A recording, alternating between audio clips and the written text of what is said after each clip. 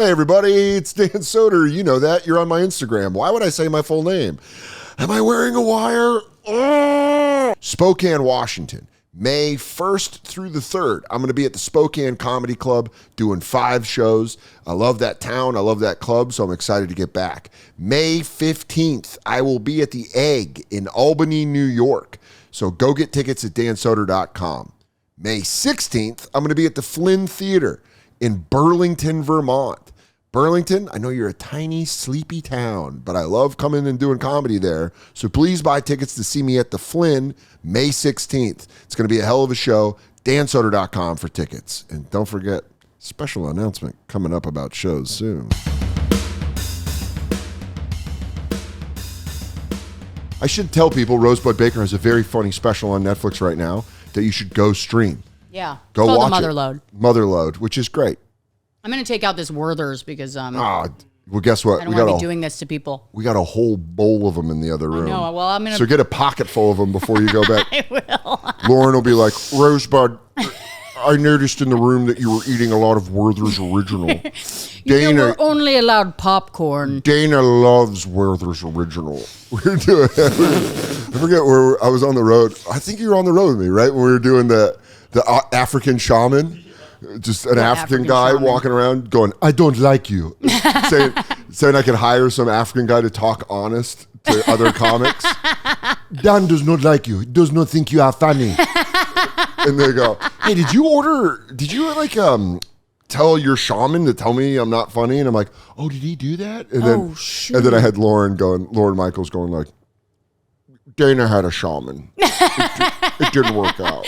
When I had to tell Lorne that I was pregnant. How did that go? They made me go into his office to tell him. Like, did he sit with his back to you, like in an evil chair? Yeah, he spun around with a cat. It was odd because I'd never had a conversation with him before in my life, so it felt like your first conversation with Lorne Michaels was telling him I was pregnant, which feels automatically like I'm telling him it's his. Yeah. He goes, do you know what I usually finish on your tits. Yeah. him going like impossible. I was like, why am I telling him this? My load accuracy is off the charts. I never miss the tits. Belushi taught me a trick on how to come exclusively on tits. So when you go in there, is it like his hot assistants? He has like 9 assistants that are all in a line. And if you don't know about that, Lorne Michaels just always has like beautiful, gorgeous, young women that are just breaking hearts across New York City. Right, yeah, but also are related to the most powerful people you've ever heard of. That's so funny. Yeah. Have you ever had one of that? Have you guys ever had a relate off with like one of the, where she goes, actually, my grandfather's Sirhan, and you go, my grandfather might have dealt with him in the past. And you guys do like a... I put my fingers together. What? Actually. Do you remember Nicaragua in 86? Well, no, because my granddad now is like, even physically is like almost a representation of the Republican Party that he came from. It's like he's fallen down the stairs twice, his back's broken. You know what I mean? Like he's Jesus. like, I look at him and I go, well, that's your whole party is that now. Yeah. Like you're like the MAGAs would call you like a gay liberal. Yeah, because you're like, oh, what are you, a centrist, you pussy? No, because you use a cane. That's so funny. Like, strong men walk. Strong. It would be one of those alpha motivational videos. Right. Your grandfather should do one of those wake up videos where he's got tape over his mouth. Right. And then he like dips his face in some ice. 347. Yeah. But it's actually an old man wake up video. It's just him screaming at the dark. I just saw this yesterday. 3:48 in the morning, just saying the name of an old friend that died. Charles! He sees him in the room. And then it's this Jamaican nurse being like, what the who you be yelling at? Mr. Baker, who's in here? She hoists him off the bed. Dude, old people wake up videos? That has to be the new trend. The Jamaican nurse throws ice onto them. Yeah, that's what it is. Yeah. Stop it, you went on the sheets again. It's 4 more minutes of screaming. Now I got to clean up your whole bed because you pissed everywhere. He's like, and it's like 3:52, him finally calming down. You hear the diaper. It's ASMR. You hear the diaper getting ripped off. And then it's her voiceover. A lot of the times in this situation, I like to powder his butt. That way there's no diaper rash. That's so funny. Oh my God. Old people, generic geriatric wake up videos. Yeah. It's so funny. It's biohacking for people who are already dead. One more day alive. My friend. Oh my I God. lost him in the Korean War. And you go, oh fuck. So first off, Andy told me the funniest story about your grandpa. Oh God. Andy what? Haynes, her husband, who's been on the show. Was hanging out with your grandpa, and your grandpa pointed out like something, and he goes, YA gave me that. And then he looks at Andy like a test, and he goes, you know who that is? Yeah. And Andy goes, Yasser Arafat? Yeah. Yasser, and he goes, good job. Yeah, no, he got really proud of it. That's what Andy was like. Andy was it like, was a fuck big yes. win for Andy. I love that. Yeah. I love a big win for Andy. I love Andy. He was like, he's invited back to the house without me next time. You know what I mean? On. That's what I told Andy. I go, get Rosebud away from him and ask stories. Yes. Because you have limited time. Yeah. Your grandpa's old. Yeah, and he's not going to tell me the stories. No, because you're his sweet little angel. You're his Right, yeah. You're his little sweet granddaughter. It's odd though because I don't know if I should even share that. Okay, whatever. We can edit it out. He was no, so like I like his sweet little angel, but I've heard these random stories over the last like 2 years where like I remember like when I got tits, I came around the house and we were having a family reunion and everybody was like very concerned if I was fucking yet, and they were like asking my parents if I was like that's. Which is such an odd thing to... It's a form of love that I've never experienced. Yeah. Which is truly like fiefdom. Like where they're kind of like... Who sired her? Yes. Exactly. Yeah. Has she been deflowered? Yes. And you're like, I don't know. It's the 90s. Yeah. It's like the early 2000s. My mom was so creeped out by it. And then I remember like having Minnow and going to the place to like introduce her. And the first question was like, are you nursing? That's and I was so like, funny. don't say nursing. Yeah, like, but they're from a different time. Absolutely. That's why I was saying like Andy's got to get, because we don't respect our elders anymore in this country. Yeah. We almost like mistreat them at a crazy rate. But there are things that they say where you go like, oh, this is very interesting. Yeah. Like tell me, because we're gonna see shit like when you're a grandmother. Yeah. Your grandkid's gonna come to you and be like, you lived before the internet. Right. And you're like, yeah. My kid's going to be saying that because Yeah. I'm fucking so old. She'll be like, Meemaw? You're like, I'm your mom. Yeah. She's like, Meemaw. And you're like, I'm your mom. Yeah. But there's like a lot of the stuff we're like missing because we're like, shut the fuck up, grandma. Yeah, no, I think honestly, they're all kind of autistic in a way because they'll just ask you the question, like straight out.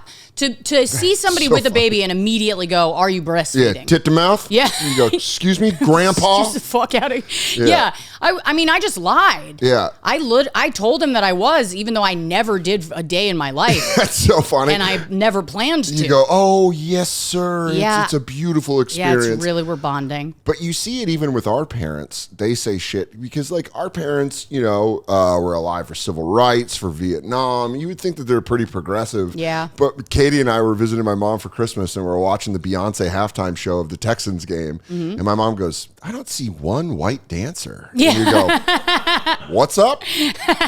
And then she had like fat girl dancers. And my mom goes, a lot of big girls dancing. And you're like, all right, lady. And you're like, my mom's really liberal. She's not even saying anything bad. She's legit. She's just addressing something she's seeing that's odd to her. It's historical autism. Mm-hmm. It's just like if you're old enough, because now everyone can diagnose to get out of being an asshole. Right. They were just assholes. Yeah. They were just like, I'm just going to say some asshole shit. Right. And then I'll not We'll get see corrected. where the cards lay. Yeah. Yeah. So I feel like you have a limited time with your grandpa to get like, and I think he's interesting. He's crazy interesting. Yeah. I think Andy's the only one who would actually, because he's always been my granddad, I'm not that interested. Sure. But I think if Andy sat down with him, Andy could tell me shit that would make me go, oh, that is interesting. I never even thought to ask him that. Also, Andy has ski bum energy, which is the very like, the sun can fucking burn you. They have like that, like it's almost surfer energy where he's like, what was it like in Central America? Oh yeah, he has 80s? so many questions. Yeah, but not in a way of like that would make your grandfather feel threatened, like a journalist. No. Like, what made you take down like, no, Andy would be like, oh, were you like mad when they did that? Right. And he'd be like, well, son, I could get upset. Like Andy's the perfect conduit to get the info out of, because he'll be like, whoa, like the way he reacts. And your grandpa's not going to be like, what are you spilling this to the media? He's just going to be like, well, son, that's how shit went. Andy's the only guy who quit smoking weed and got more curious. You know? Like, he's like more curious about like set him off, and then he was like, I'm going to ask all the questions. I'm going to ask every question that comes into my brain. Whenever it comes into my brain. Because of your grandfather, have you ever met like Bush? Yeah. W? Both. Yeah. Both of them. Yeah. Because my uncle worked for W. Really? Yeah, he's got a nickname. That's how you know W knows you. Yeah. If W gives you a nickname. Absolutely. Calls my uncle M-Cat. M-Cat? Hey, M-Cat. What? Yeah, Mark McKinnon. Shut up. Yeah, that's my uncle. Oh my God. Yeah. Okay, all right. So I don't know if I've met your uncle, but people in politics know each other, especially the Republican Party. For sure. Very small, but he's uncle by marriage. Yeah. And he's the man. That's so funny. Great show on Showtime called The Circus that he did. That's such a fucking that's such a W nickname too. M-Cat. Every nickname that he gives is like it sounds like a machine, like a type of machine. That's so funny. You know what I mean? Yeah, he goes, this guy's Plowser. And you go, Plowser? And he goes, it's a mix of a dozer and a plow. And you go, sure, he is like, it's so funny because everyone hates Trump so much right now. Mm-hmm. But if you remember like in 2004 how much everyone hated Bush, and now you look back to him and you're like, oh, he's just like a fun party boy. Oh yeah, he was like, I don't know, man, fuck Saddam. Sweet little clown. Yeah. Yeah. Did you ever meet Cheney?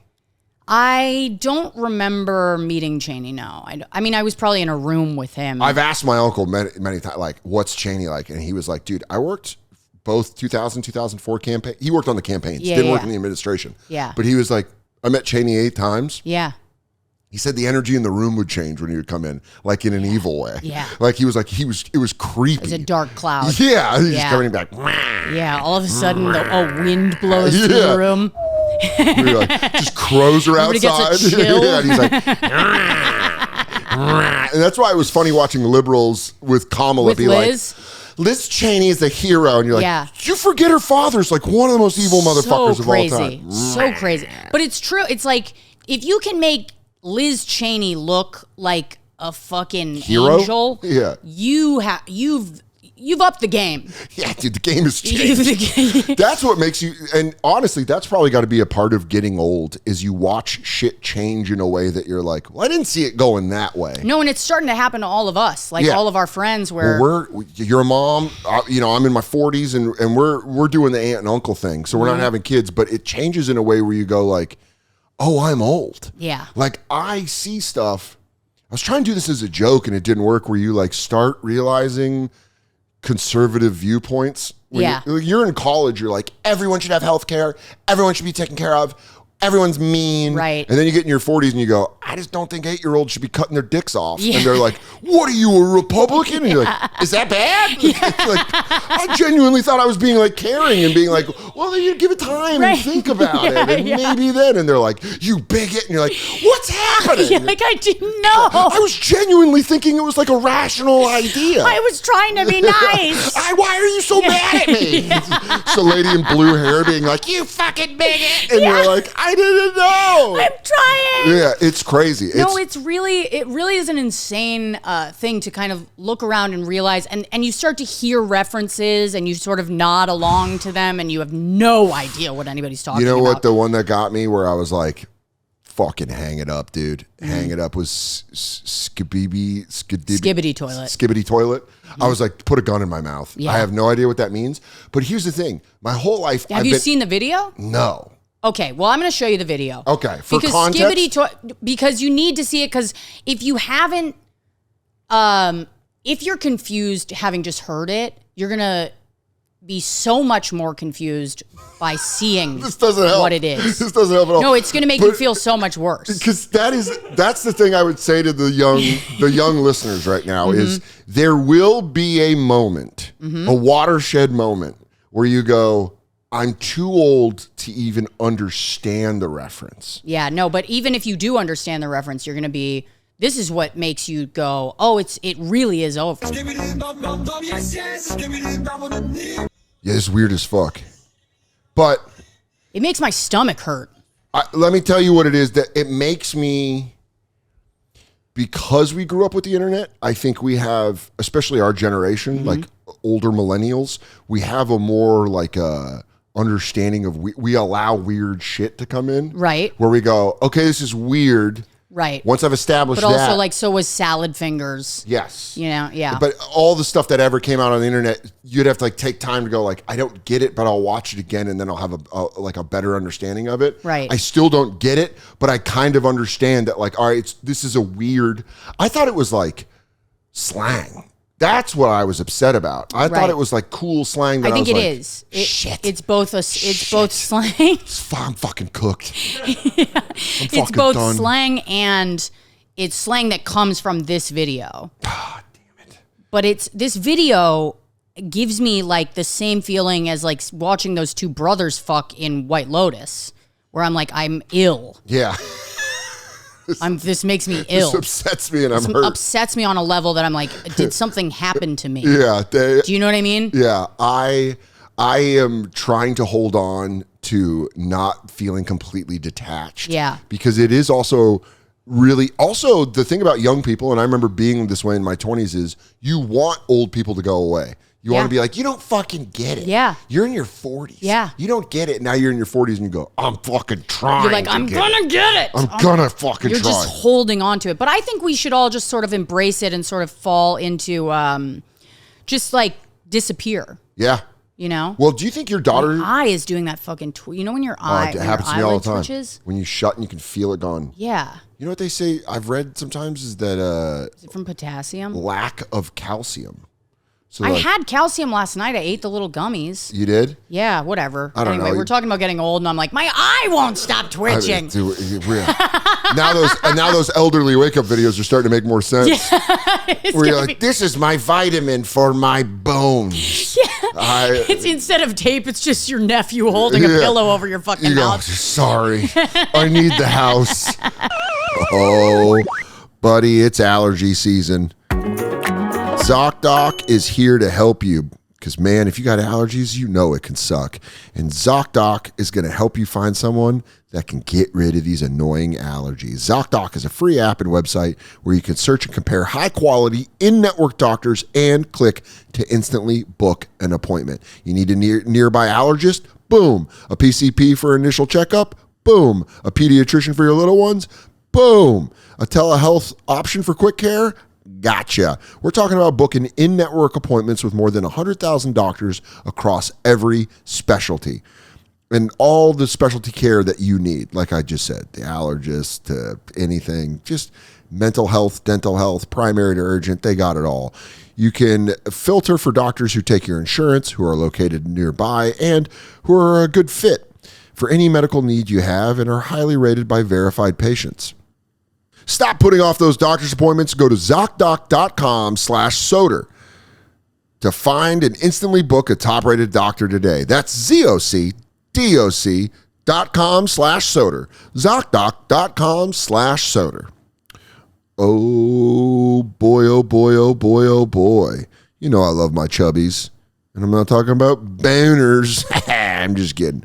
I'm talking about Chubbies. I got them first as a swimsuit. And I was like, oh, damn, these are great. And then I found out that they make other things than swimsuits, like the unmatched comfort with their original stretch shorts, especially if you're comfortable showing thigh. Dude, if you're comfortable showing thigh, go to Chubbies. They make them in 4-inch, 5.5-inch, and 7-inch inseams. These shorts have the stretchiest fabric for the ultimate movability and flexibility while maintaining a perfectly tailored fit. Featuring an elastic waistband with button fly, enjoy the classic men's khaki style with added comfort of elastic. Pair the original stretch shorts with Chubby's lineup of performance polos. Now you're looking super nice with a soft, stretchy, and breathable fabric. These polos are built to kick back, turn up, chill out, and party down. Whether you're getting dressed for your workday or workout or weekend getaway, Chubbies has you covered. For a limited time, Chubbies is giving our listeners 20% off your order with the code SODER20 at chubbiesshorts.com. That's code SODER20 at chubbiesshorts.com. Support our show and tell them we sent you. Don't blend in with the crowd. Stand out with Chubbies. Do you think your daughter's going to be the generation that, like, you're going to watch her go, like, Mom, we're not on social media anymore. Your generation fucked that up. I really hope so. I've been kind of holding on to that, like, hoping, because I've been worrying so much about the phones that I'm like, why am I worrying about this? It could completely... That's what I mean. That's what I mean with, like, history changes. Like, we think, like, oh, they'll be on Twitter in 20 years. Yeah. And you're like, oh, then you see, like, how Elon's collapsed Twitter. And you're like, oh, Twitter might not even... I had a joke where I was like, oh, bringing up old tweets. Mm-hmm. And then even that, I'm like, well, I can't even reference. Now I have to say, like, posts online. Yeah. Because this shit might be gone in 2 years. Yeah. But I also feel like your daughter's generation might just be like, well, yeah, it was damaging, and you guys didn't see how damaging it was, so we had to stop doing that. Right. Because kids now get flip phones where they can download music. Right. And that's all they want. And I'm kind of like, that's probably a better way to go. Badass. Yeah. I hope to God that that's what happens, because I'm like, you know, there's all this, like, there's, like, books about how, like, screen time is going to fuck your kid up, and it's, like, all this shit. But then you're, like, trying to change a diaper, and they're walking, and you're like, I'm going to get shit on the carpet if I don't put a fucking screen on. Does she... Do you guys like restaurant if she's misbehaving? Let me tell you something. We had to go to the hospital. She's fine. We had to go to the hospital a few weeks ago. She had a UTI from, you know, being a whore. Yeah. And just being an absolute just being a huge just whore. A city slut. She's gonna be in Phoenix House by the time she's bad 6. person. And we had to we go to the horrible person. And we go to the hospital, and she had to get a catheter. Oh, and I was like, girl, been there. How the fuck do I do this? And I was like, Miss Rachel. Oh. It's basically anesthesia. I mean, I've watched with our niece, you know, Thanksgiving, we stay in like an Airbnb or whatever. Yeah. And I've watched when she's like starting to talk and walk now, and they'll hit that Bluey theme. Yeah. And Bluey, and she'll be like, if you can give a child if you can catheterize a child while watching something, it can't be good for them. That's how I. As someone that's had a catheter, it is one of the worst experiences. Right. Because they're literally putting a tube up your pee hole. Yeah. And if I was like young enough that I could just watch like WWF and be like, and they're like, it's in. You're like, oh, is it? I was watching a cage match. Never felt it. And they push on your stomach for the piss. And you go, oh. Which, by the way, no one tells you this with a catheter. You get none of the joy of peeing. No, you don't. Because it's through a tube. Yeah. So you don't actually, your nerves don't feel the release. You don't feel it. Yeah. No, they gave me one after a C-section. Oh. I didn't realize they. And then when they push on your stomach to make the piss go. Yeah, but I was kind of like, I still had like fucking fentanyl in my system or something. I didn't know what I was on, but I couldn't. They give you fentanyl's all right. I'm a propofol boy. Yeah, you're more propofol. I got fucking spit roasted by my doctor. I got the colonoscopy and an endoscopy, and boy, oh boy, Andy came home from that. I came home. I woke up.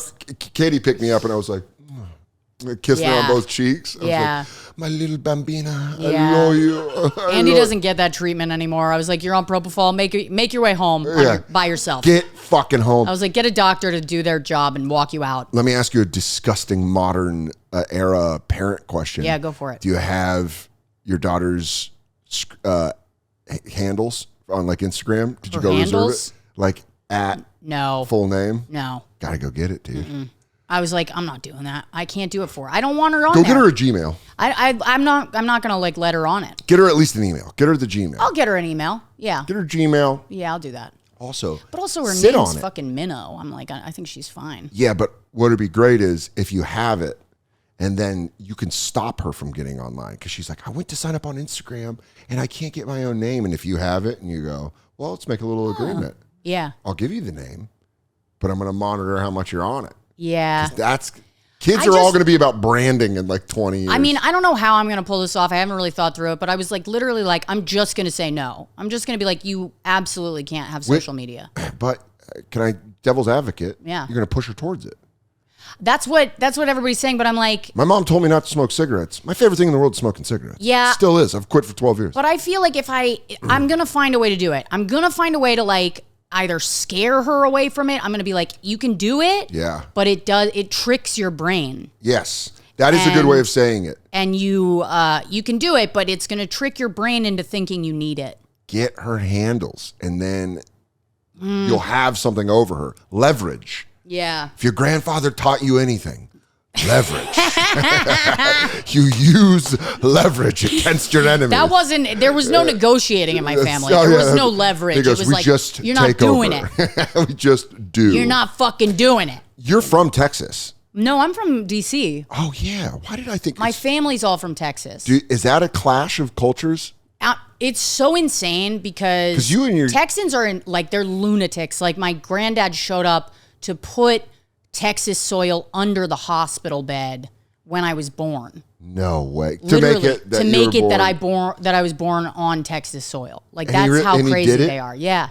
Did all your siblings get the dirt treatment? No, there was too many of them. But like that Are you the oldest? Yeah. So you were the first one. Mm-hmm. So he brought a box of dirt. A box of dirt from Texas.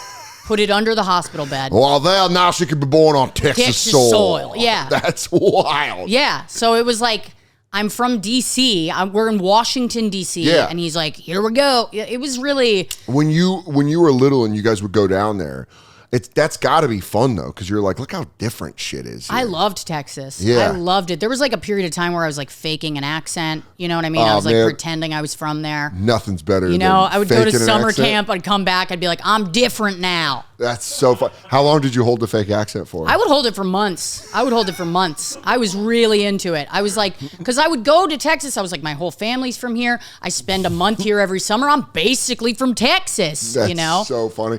By the way, don't feel bad. I would do that with San Francisco. Yeah. I would go visit my dad in San Francisco. And San Francisco in the 90s was like the coolest city in the world. Yeah. Especially when you live in fucking Denver. Right. Denver's cool now. But Denver in the 90s was like... It was awesome. It was just like a boring cow town. Yeah. So I'd come back from San Francisco and be like, yeah, this is how they do things in the Bay Area. Right, yeah. And I'd be like, oh, what's up, Mork? Trying to target a San Francisco guys, and I'd be like, what the fuck are you talking about? You're from Aurora. Northern Virginia, they don't have an accent. Nothing goes on in Northern Virginia. People like move there for a couple years, then they move out while their parents are working at the White House or whatever. Yeah. And then they fucking leave. So I would just be like, it's fun to be, when you're a kid, you do dumb shit too. Yeah. You're like, I'm just going to be this person this year. Yeah, this is my identity for the year. Yeah. I saw that in real time as an adult. I might have told the story on the podcast. If I have, we can edit it out. But when I worked at Dos Caminos, when I was a waiter, there was a hostess that started, and she had a British accent. Mm-hmm. She was a black woman with a British accent. Mm-hmm. Great, or whatever. Great. Hot. Yeah, she was not that attractive, but she was like, she's like, oh, lovely, but that's all I knew of her was like getting the menus. If I did lunches, so I would like walk the table a lot of times, and she'd be like, oh, thank you, Dan. Oh, that's going to like 311, and then this girl Rose, who I was friends with, from East London, started working at the restaurant. Turns out, black girl didn't have a real British accent.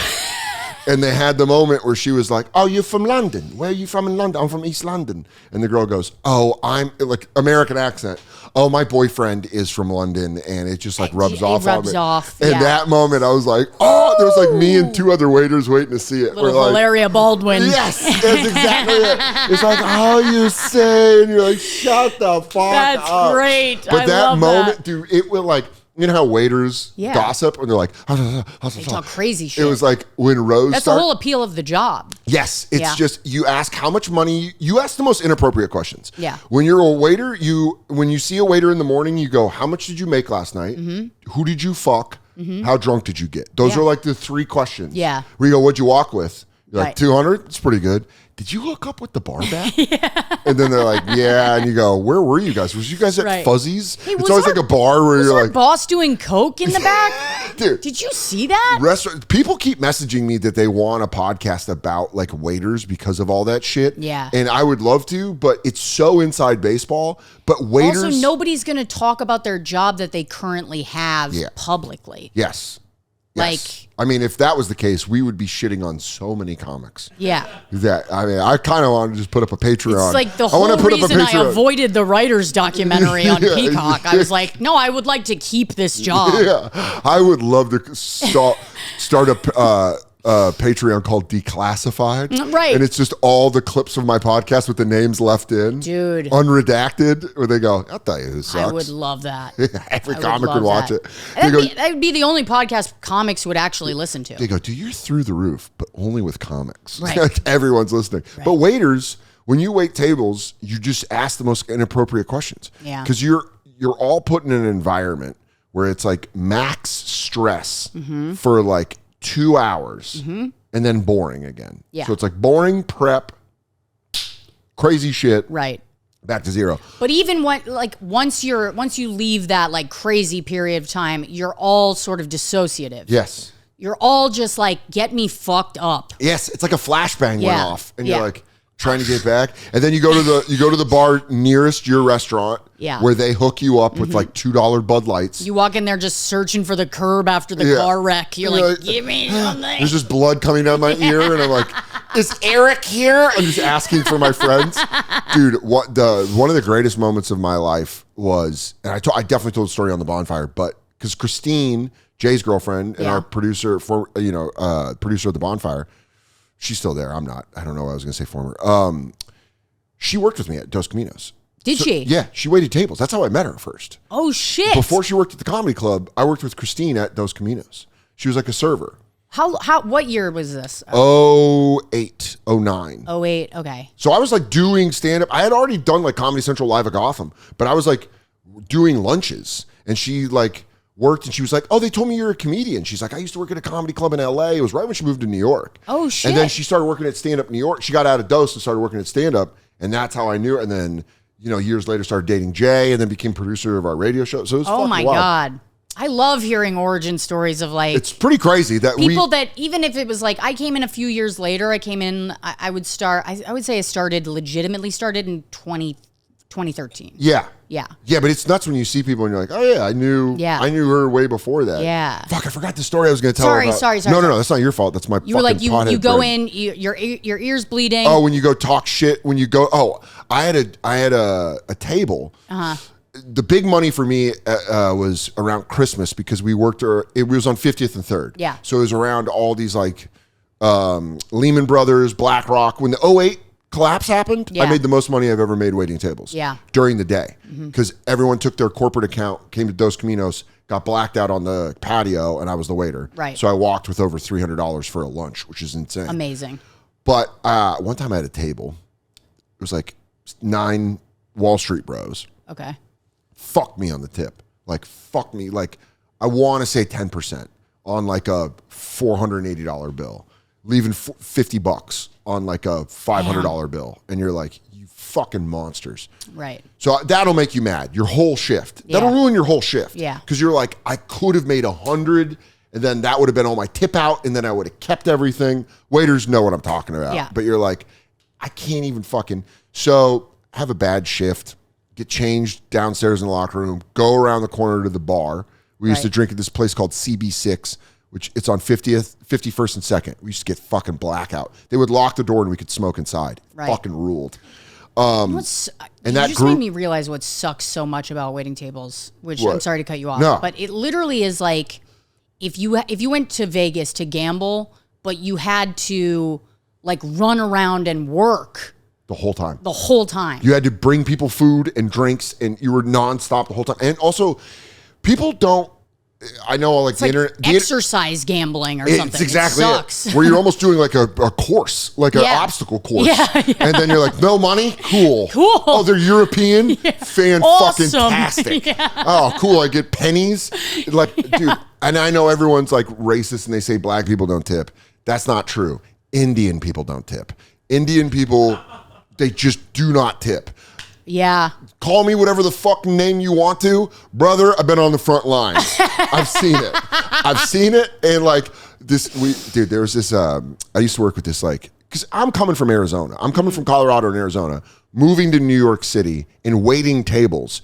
That's like a baptism by fire of learning about the people of New York City. Yeah. There was a gay waiter named Efren who I loved. He was such a bitch. He was so mean to everybody. One time he walked up to me, he goes, "You're pretty cute for a white boy." And then walked away, and I was like, "Thank you, Efren." I genuinely was like, "Thank you." Ooh. But he would be like, dude, pre-shift, I have to sell back the dishes. Yeah. He was like so gay the way he'd sell it back. He'd go like, "These are our mushroom empanadas."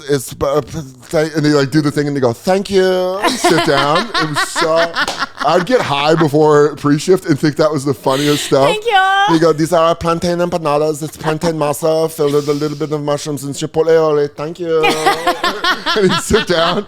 And like managers, they're just like grown waiters. Yeah. So they still have the like Afran. But he was the first one that was like, "You have an Indian table, they're not going to tip you." And I was like, "That's mean.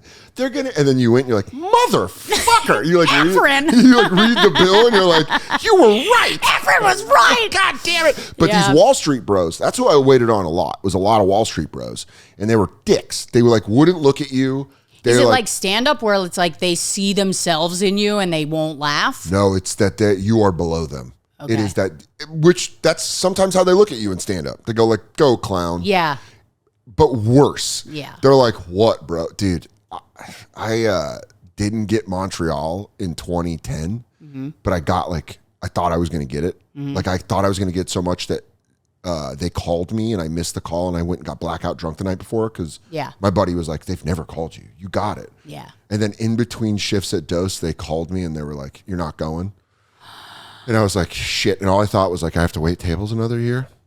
Oh, God. My first table didn't, you have to, it's called the first approach where you go up and you go like, "Hey guys, can I get you something to drink?" They didn't look at me and I almost cried. Like that, it was like 4 bros and I was like, "Hey guys, can I get you guys something to drink?" And they were like, "I don't know." And I was like, oh my God. But so I hated the Wall Street bros. That's why when I got to be on Billions, I was like, I know how to play this role like a dickhead. Yeah.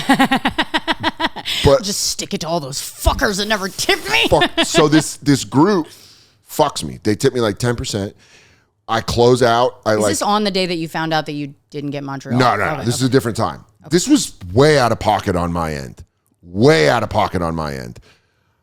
I got my own out-of-pocket stories on that. Yeah. And so I change. I talked to my friend Los. I talked to my friend Eli. I'm like, "Are we going to CB6? Let's go to CB6. The bartenders there knew all of us, give us beers. One time, the bartender put a bottle of Jameson in a shot glass in front of me, and she was like, "Give me what you think you owe me at the end of the night." Right. Like that kind of lax environment. Right. I go there, I'm drinking. I'm like with one of my buddies and I'm drinking. We're waiting for everyone to come after they close out. And I look across the bar. It was like a pretty popular bar. And that fucking group of 10 guys is there. Yeah.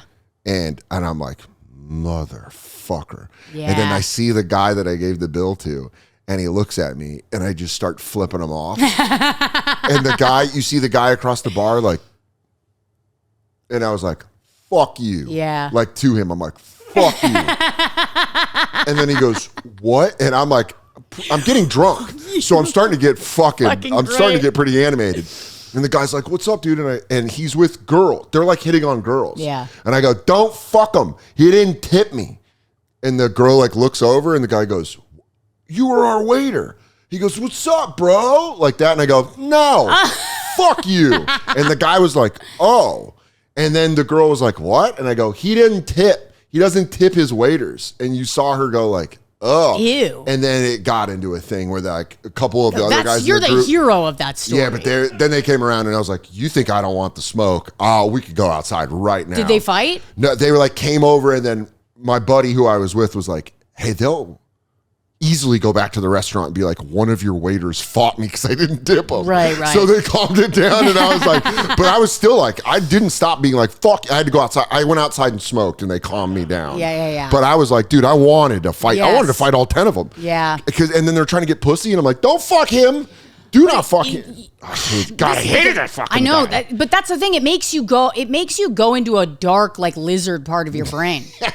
Like I waited tables for it was like a year, I think. Yeah. It was maybe a year and a half. That's enough. That's enough to get a taste. But it was like, I mean, I had before that, but when I'm talking New York City. New York City waiting tables I waited tables at Don Giovanni in New York City, which is like the fucking pizzeria that's in Times Square to this day. Yeah. Okay.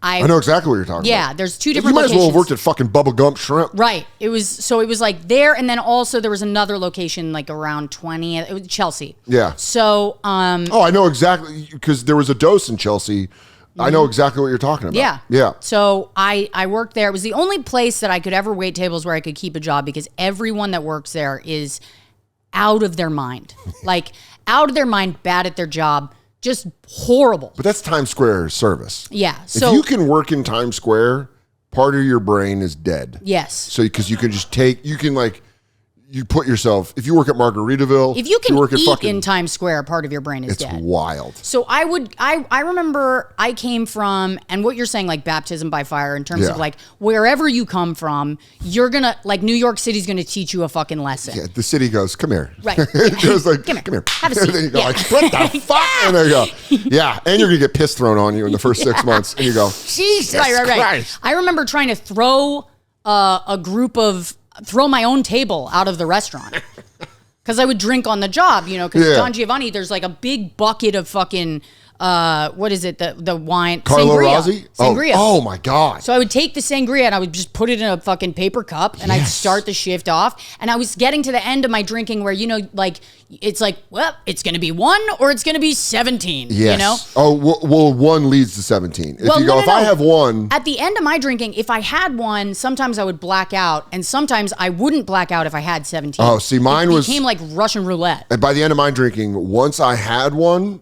Yeah. Blackout was the goal. Yes. It was just like, if I drank a beer, I'm going to keep drinking beers, and then we're going to start doing shots, and then I'll wake up. Yeah, that's where I started. Yeah. That's like awesome. Where my drinking started. That's great. Was I was like, okay, there's no other point to this besides forgetting everything. Go to the finish line. Yes. So then, but by the end, it stopped working like that. Like I could have 2 and I would be like I just didn't remember the whole fucking day. Yeah. So like, it was one of those days I started to shift off. I had like 2 sangrias, and by the way, waiting tables drunk. Awesome. It is fun. Awesome. It's very fun. So I got, I think I walked up to some table and they didn't look at me. Yeah. And it was like I was like, fuck these motherfuckers. Yeah. Did you feel so slighted? Yeah. And then they complained. They said something. They complained to me. And I was like, you know what? Get the fuck out. And I was like, get the fuck out. I was like, you're not going to look at me and now you're going to fucking complain? Like, get the fuck out. And literally the manager walks over and goes, hey, you can't do that.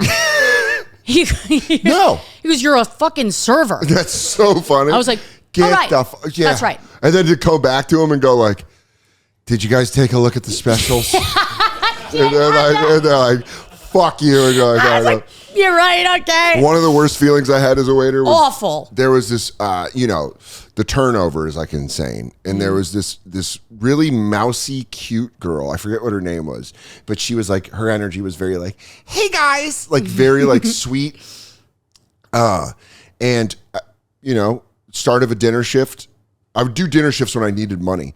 And I would always close lunch. So I would close out and then I'd need my break. Yeah. So the dinner shift would start. So sometimes waiters would start my tables in my section and then I would hop back on and, come up. It's like 4 businessmen and I come up and the girl's like, oh, you have such a good table. They're all drinking Patron. 4 margaritas. They got a double guacamole. They want apps and entrees. So you're like, oh, this is going to be a $350 bill. Yeah. 4 top. This is fucking great. What a great way to start my shift off. And I walk up to the table and they go, who is this? And I go, I'm your waiter. And they go, no, I forget what her name is. They go, we want Emily. And I go, fuck. And she was just like at the server bar and I went up and I go, just don't transfer the table. And she was like, what? And I go, they're not going to tip me. Yeah. They're mad that I'm like taking away their hot server. I want to come back with lipstick on. Yeah, I go, like Bugs Bunny. Hello, boys. Nah. They go, who's this sexy lady? Yeah, they're like, Emily's back. It's just me. Like, that's the only time. Soder, what are you doing? I'm putting napkins in my fucking button down, trying to look like I have big tits. Yeah, dude, it was one of those situations where the greatest day of my life was being able to quit working there. It was being like, I'm done. Yeah. I got a job and I got to go to my general manager and be like, 2 weeks, I'm out. Yeah. And it was right during the Christmas season where he's like, can you work an extra week? And you're like, no. I've never had a waiting tables job where I gave them my 2 weeks. I've never had a job that actually really, I don't know if I've kept a job where I ever gave someone 2 weeks except for nannying. Nannying, I gave them 2 weeks because I was like, these people need me more than I need them. How bummed were the kids? Pretty bummed, you know, but like even if you have, I assume if you, I never had a nanny, but I would assume if you have a nanny, you grow close to them. You do, yeah. So it's like one of those things where, but as the nanny, they're closer to you than you are to them. That's so fucking funny that there's a stripper element of it. Where he goes, no, this nanny loves me. And she goes, honey, this is just a shift. Yeah. I got some regulars over on Long Island. I got dreams, okay? It's so funny. It was really... I think this nanny like wants to be my mom. And she's like, no. Like, that's my job to make you believe that. I ain't good unless you believe that I want to be your mom. It's so funny. So when how long ago was this? Well, it made me realize how shitty of a nanny I was because I literally just told our nanny that I was like, we're going to have to like cut back a little bit in the fall because she's going to start going to daycare like 3 days a week. Sure. And my nanny was like, started crying. And I was like, it made me realize what a bad job because she really is close to my baby. Yeah, but your daughter's adorable. Yeah, your daughter is like literally the perfect mix of you and Andy. She's like, really I look cute. at that face and you go, I see Rosebud and I see Andy. Yeah. Like I genuinely, which is so rare in a baby. Yeah. A lot of times you go, oh, you got some weird parts of your mom, but you got your dad's nose. Yeah. Yours, I'm like, perfect blend. Yeah. She's not a jigsaw baby. Yeah. You know? Joe List has a great baby. Yeah. And you go, he's so cute. You go, Marty, look at you. You're a perfect blend. And the fact that his name's Marty. What a great name. Just a great name for a baby. Yeah. Santino and I had this recently on his podcast. We had this theory that names that are normal for our generation are like old names are coming back in with babies. Yeah. And then our names are going to be for dogs later. Yeah. Because like we give old lady names to dogs you're so now. Right. And I can't stop thinking about Beatrice. Yeah. My dog's name's Myrtle. Yeah. And you're like, what a perfect name. And it's like, it's going to suck when we're in our 60s and there's dogs named Ashley and Jennifer. And it'll get, we get And they go, look at Ashley. And you go, I got a hand job from an Ashley. Like I wonder if that's what old people are thinking right now. They're like, I got sucked off by a Mary Lou, and you go, oh fuck, oh fuck, fucked a Michael in a hot tub. It's so funny. I blew a Michael at a drive-in, and you go, oh fuck, what's a drive-in? Right. You had to drive your cars. Yeah. So when you told your nanny she was upset, she started tearing up. You're like, I was like, oh man, I kind of went, oh, I didn't know. It's so funny. I thought you just like didn't really like love her that much. Like I thought that it was like something that you were kind of faking a little bit because that's what I did. Was there any part of you that was like jealous when she started crying? Like kind of like, how fucking close are you with my baby? No. I feel like I would get that way. I'd be like, oh, what's up? You think you love my baby more than I do? Well, you think you're a better parent than I am? No, if anything, I kind of went like, oh, I did. I nailed it with like, I got a great fucking nanny. Yeah. But it did make me realize that I was bad at my job when I was nannying. Because now those kids go, where's Rosebud? She said she never wanted to talk to you again. And now they go, well, I cut my arms. No, I literally got a message from one of the kids that I nanny for. He's 17 now. He's like, hey, it'd be nice to see you, not on the internet. I was like, well, Jesus Christ. You're a man. I was like, stay away from me, man. Yeah, dude, my mom was a nanny, and my mom still is in contact with like her first family. I guess it means the most. Yeah. But like the daughter now is like got a daughter of her own and grown up. Mm-hmm. But she'll come over and like cook with my mom. Yeah. My mom's like, oh, I love seeing her. And I feel like it's going to come full circle where it's like I'll eventually age out of the entertainment industry and then I'll just be nannying for the kids that I nannied for. And I'll just be like an old nanny. Yeah. That and then like, you go, they can't get rid of because it's like I have health problems and they're sort of trapped. So funny. You know what I mean? Lorne Michaels is still alive. He's like, I need you to come in here with your daddy. Yeah. Here's my wake up routine. 5 a.m. Right. Scream into the darkness. You know, everybody says they go, oh, you want to get a young nanny because your husband might fuck or you want to get an old nanny because your husband might fuck a young nanny. I'm like, you never want to get an old nanny. No. An old nanny, you will be trapped. You're just getting another baby. Yeah. You're trapped. I did it again. I took a boom in my pants. Yes. Changing both of them.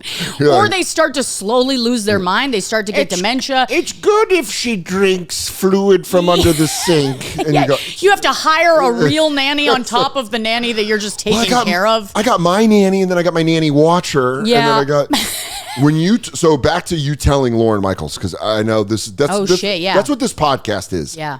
Should have called it the Divergent, because he's just like, you just fucking go off on a roll. Well, it's fine. Who told you had to tell Lorne? I'm fascinated with the way SNL works, because it works like the mafia. Yeah, it does. Where Lorne's he's the Don. Yeah. And all of his hot little underbosses. So I told one of the head writers, and I was like, Brian Tucker? No. He's a supervising writer. All right, I love Tucker. Which is under the head writers. Tucker's one of the funniest people I've ever gotten to write with or work with. Yeah, we wrote a cartoon together for Comedy Central in 2014, and it was like, I got to work with him for a year, and I was like, he's this guy's so good. Yeah, one of my favorite sketches I wrote that never got picked with Tucker was like a cool guy that shows up at a bar and have all of his friends are fucking jealous of him, and then slowly his stories get like sadder and sadder and sadder until he's just like, he's talking about jumping out of a plane and he's like, what if I just didn't pull the fucking chute? Yeah, dude. You know, and everybody's like, ah. Tucker's dark. He's dark. You can go dark with Tucker. He's really fun. Yeah, Brian Tucker, by the way, if you look him up, Chris Rock show, Chappelle show. Yeah. Guy's the man. He's awesome. And hilariously, the whitest guy from North Carolina that can write for black people better than any other white person. Yes, yeah. Like any classic black sketch. What's up with that? Mm-hmm. He wrote like all this stuff that you're like, a white guy wrote that? Right. You're like, the whitest guy. Yeah, I think Black Jeopardy. Yeah. But yeah, so he. So they tell you. So I asked. I think it was Streeter. Anyway, I asked one of the head writers, and I was like, "What do I do?" And they were like, "Well, you should tell Lorne." Yeah. And I was like, did that scare you? I was like, that felt like hazing. I was like, that can't be right. That can't be right. And I was like, I don't know about that. That feels a little familiar. Yeah. You know what I mean? I've never had a conversation with the man. I pop into his office. I go, I'm pregnant. You know, it's like the next thing out of my mouth is going to be like, it's yours. So early sailors use condoms. Yeah.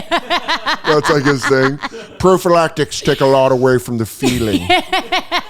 I'm glad to know your husband. Nobody likes it that way. I'm glad to know your husband's pounding you raw. Yeah.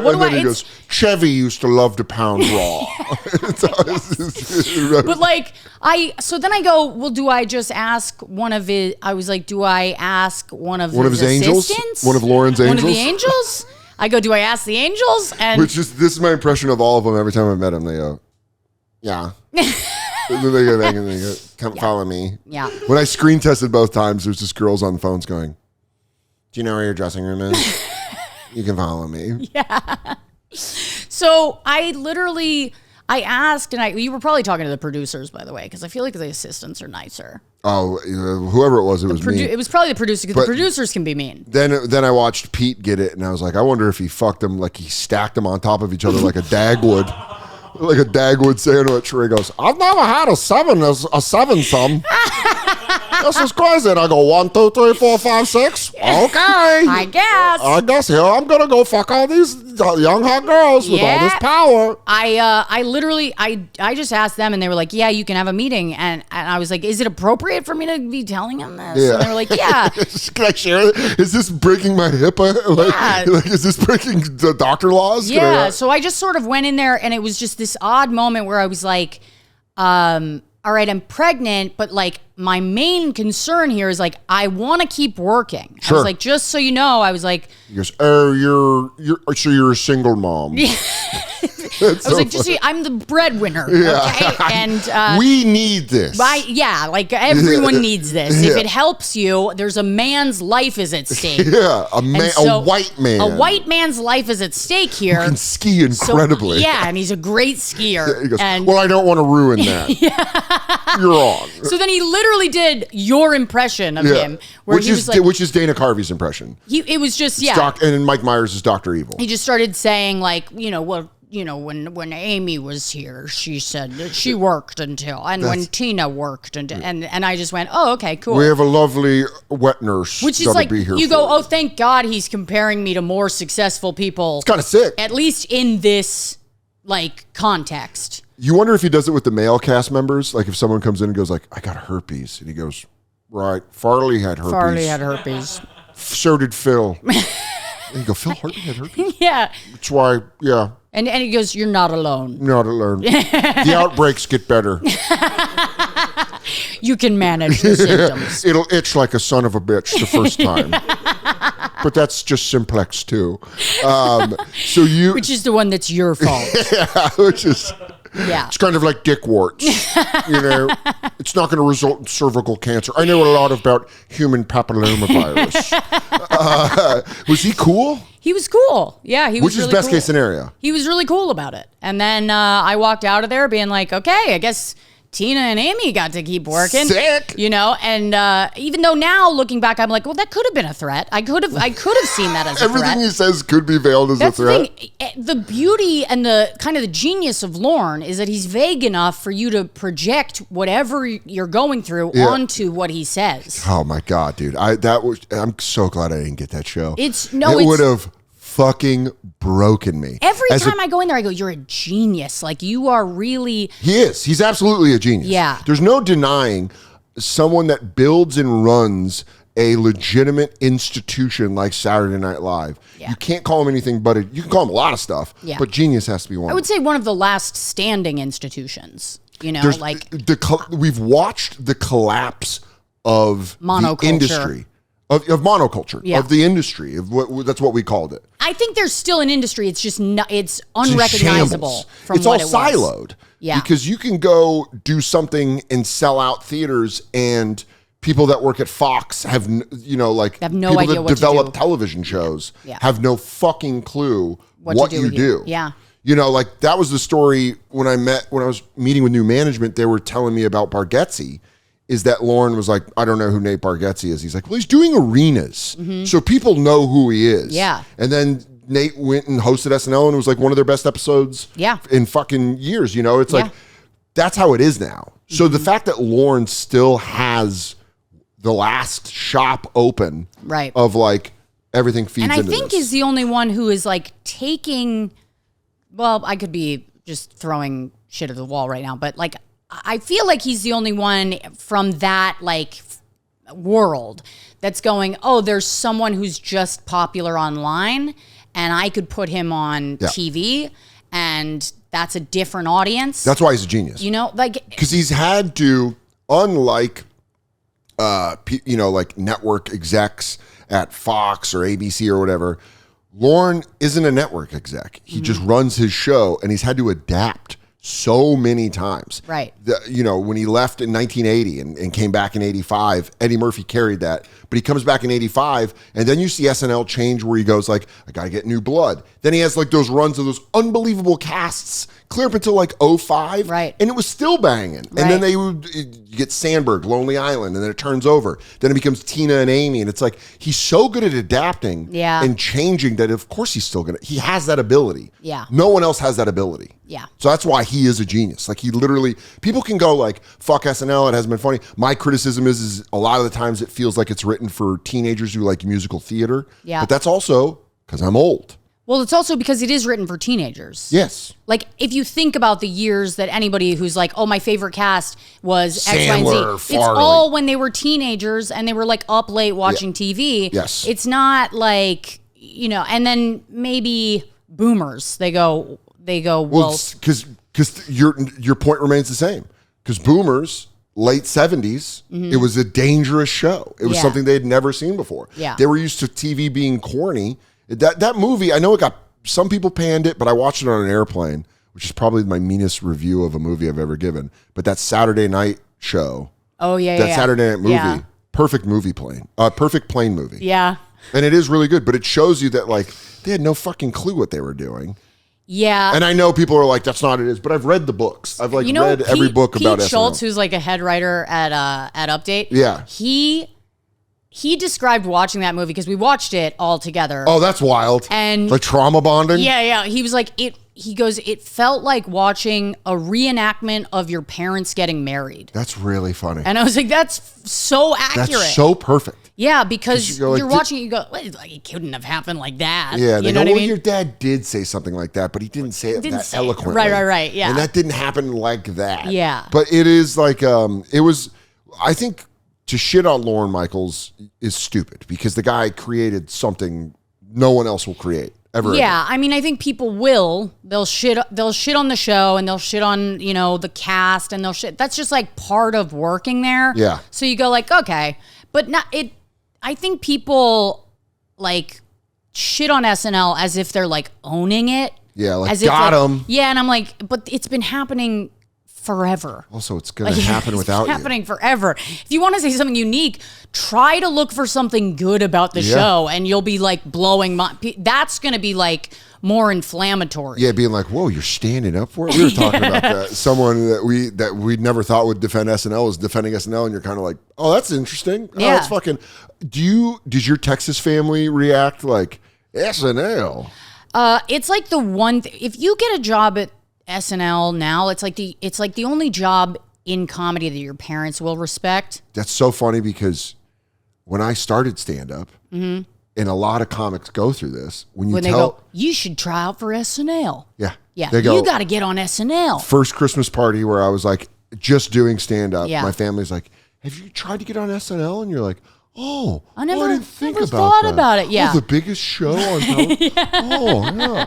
And then when you don't get it, your family goes like, "You didn't get it?" You go, "I tried." Well, you know what? I tried, but I didn't get to do my stand up. It's like when you're my fucking agent told me to do fucking characters. It's like when you're featuring for somebody like really rich, and they go, "You know what you got to do is real estate. You got to get into real estate." And you're like, "Oh yeah, I'll think about it." Dude, the first time my first road gig of all time was at Laughs Albuquerque because I started Laughs Tucson. I was emceeing, and the feature act, I know his name, not going to say it because he still might be alive. Okay. But the guy would go. You say might be. Yeah, might be. You had no idea. This was. It's a toss-up. It's a toss-up. But during the day, so I stayed at the condo with the headliner and the feature. During the day, the feature would go to the mall and buy Waterford crystals. And sell them on eBay. Okay. And he told me that's what comedy is. He goes, if you want to be a road comic, you have to go sell stuff on eBay for like other money. And I was like, so young in comedy that I was like, this can't be the way. And then I like talked to the older headliners in like Tucson, and they're like, no, nobody just don't do coke. They're like, you'll be fine. Just don't do blow. That was like always the thing. And you're like, okay, cool. Yeah. But that guy, I remember like watching him. He would go and buy like, he did it every day. He'd come back with like 6 or 7 Waterford crystals, and like I'd see him on his laptop like listing them. This is 04. Right. And I was like, what the fuck I guess are that's you a doing? hustle. And then the next day he'd be like, I sold one. I sold it for like 80 and I bought it for like 55. And you're like, Jesus Christ, is this comedy? Yeah, oh my God. But yeah, and then you don't realize that you're like this. You're just watching. What's like the worst piece of advice? Because there's so much bad advice when you start. Oh yeah. Well, it's a lot of times in comedy you get advice from people that have failed that want to tell you why they failed, and it's always a particular thing that maybe you won't bump up against. Right. And they're like, just stay away from Lucian. Like that was the strip, and you're like, I think he's dead. Yeah. And they're like, well, there you go, stay away from him. And you're like, why do you have a problem with it? Right. It's fucking wild because it's like any job where people have their personal problems. I mean, SNL, I can't imagine the shit that you've heard from people where they're like, don't do this with the host. Oh, yeah. No, it's like, everybody's sort of telling you just like one particular thing that they did that they fucked up with, you know? Yeah. I mean, mine was, I texted, there was like, and it wasn't so bad, but it was like. The word text did make me go like, who did you text? So there's a writer's chat. There's a writer's text thread. Don't tell me you signaled. Did you do what Hegseth did and fucking add a reporter? No, so like there was. I'm gonna tell you right now, I've never seen fucking. There was someone on stage doing like standing in for one of the musical artists, right? Sure. And it was just hilarious because she was standing there like dissociated. I've never seen anyone look so depressed in my life. But she was standing like, I think it was like Chapel Roan's background or something, like Pink Pony Club and like just like this. And so I took a picture of the screen and I sent it to the writer's chat because I just thought, oh, we're all going to have fun with this, right? And then nobody responded. And I went, weird. That should have got a lot of LOLs. Yeah. Turns out it was one of the head writer's nieces. And I was like, cool. Cool. So also, I just forget that everyone is related to everyone in this building. And her mom just killed herself. And you go, fuck. Cool. Shit. Yeah. Oh. God damn it. Nice. So that kind of joke where you have a good joke and then you find out something horrible happened, you go. I mean, and I was like, I took a picture because I was like, I feel like we all relate to this. This is the experience of being here where you're like you have the most crazy, elaborate shit around you. Yes. You're surrounded by like money and big budgets. And also, and you're just insanely famous dead people. Inside. Insanely famous people. Yeah. And like, not just kind of famous people, like whoever's at the top that needs to push the biggest thing is there that week. Right. It's insane. Yeah. And so it's like that kind of shit where you just are like, oh, okay, well, I'm never texting the writer's chat ever again. Did you have to say something to the head? Like, were you like, hey? No, he came up to me and he was like, hey, the reason why nobody responded is because, he was cool about it. Oh, that's awesome. And I was like, oh my God, thank you so much. I was like, I didn't mean anything by it. Did you try this is something that comics do where we get a little greedy and we want to know the punchline was funny. So we go, but it was funny, right? I did go, well, I mean, you get why I sent it. She suffers from depression, so not really. And you go, God damn I did accidentally, yeah. You go, son of a bitch. The hardest part about being at SNL is like, if you're in a writer's room, right, and you pitch something, and it's the hardest pitch environment I've ever been in. Because you pitch a joke, and if it doesn't work, no one says anything. Oh. And then if you address that it got nothing, if you go, nothing? They say nothing back. Oh. So it's literally like you can't even get a laugh off of the bomb. Oh. You just have to take the L and move on. Because the second one, after you bomb with a joke, the second one is there just to break the tension. It's not to make the joke laugh. You just go like, whoa, I thought that was good. And if they go. No, they just literally just build the tension. It just builds on top of it, itself. Is it equally rewarding when something rips? When like you put something out and it gets like a huge laugh, or you kind of like, yes.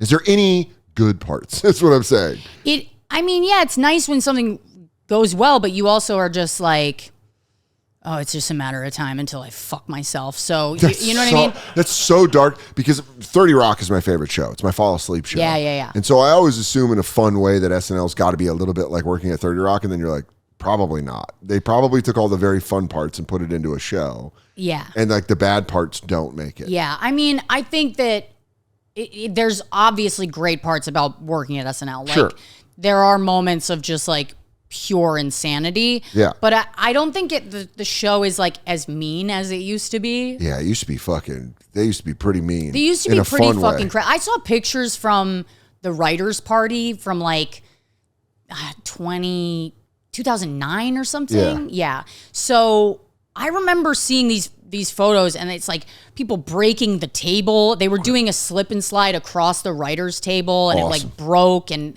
they've all got like wet t-shirts, and they're just fucking, somebody's like honking boobs. And it was like, oh, that would never happen. That does suck. Because you go like, that's like when you work at a restaurant, they're like, they used to close it down early, and then we could just drink all the rest of the sangria. Yes. And you go, you guys don't do that anymore? You go, guy died. Yeah. And you go, it's all right. Well, I wasn't here. Yeah.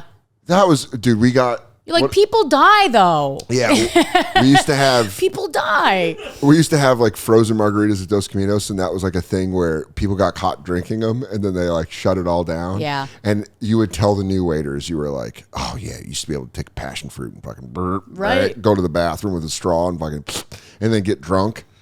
Have you ever? Oh, well, you don't drink anymore because I think drinking at SNL would be wild because you'd be like, "Oh, I would have lost my job immediately." You pitch a sketch and you go, "I got an idea," and they go, "Get out of here." Yeah, I would have lost my job immediately if I was still drinking. Drinking waiting tables. I think waiters should have to drink. Absolutely. Because then it's fun. You go, how many you had? You go, I'm on a double. Yeah.